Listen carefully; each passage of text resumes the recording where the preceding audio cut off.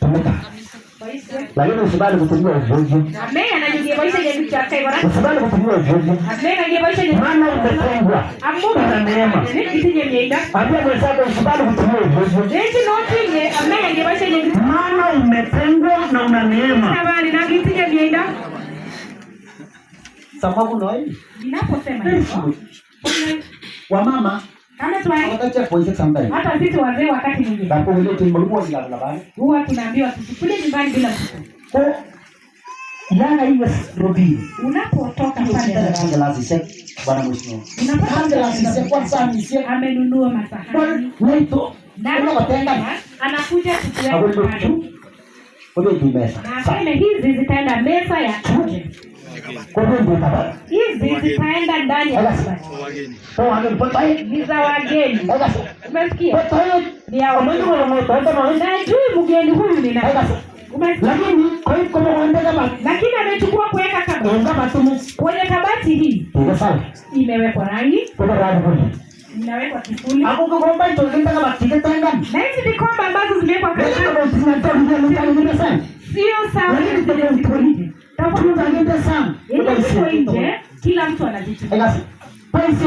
Kila mtu anatumia. Hata mwenye anatoka shamba anatoa na kunywa naye maji bila. Zile zenye ziko nje hata na watoto wanaziona. Hizi pelekwa vizuri hata na umbo zitaanza. Lakini ni vikombe. Lakini kuna hii kikombe ambayo na ilinunuliwa. Lakini imeteuliwa. Wakati wa kutumia hiyo kikombe ikifika, unaoga, unajivaa,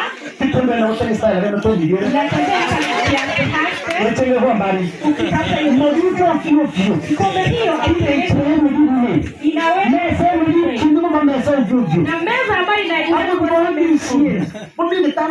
hata wakati wa kukula pia lakini kikombe bwana nataka niulize je wewe ni kikombe aina gani? Wewe ni kikombe aina gani? Mungu ametupenda. Hiyo tamani jo. Ametupa neema. Hiyo wone nienda. Kitambue. Ole nipke. Bwana sifiwe. Lazima hizo. Kila wakati ujue ya kwamba wewe ni wa dhamana. Kasara tu na ilibo kama lu. Haleluya. Amen. Kwa wa dhamana. Ule baba saa matunda.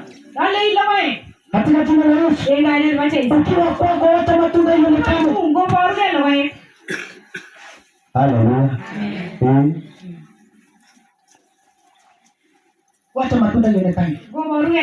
Na matunda hii itaonekana kulingana na neema Mungu ameweka ndani yako. Bwana sifiwe sana. Biblia ikatumalizia akasema ya kwamba hapa chini neno la Kristo na likae kwa wingi ndani yenu. Kwa hekima mkifundishana na kuonyana kwa saburi na nyimbo na tenzi ya rohoni, huku mkimwimbia Mungu kwa neema mioyoni mwenu.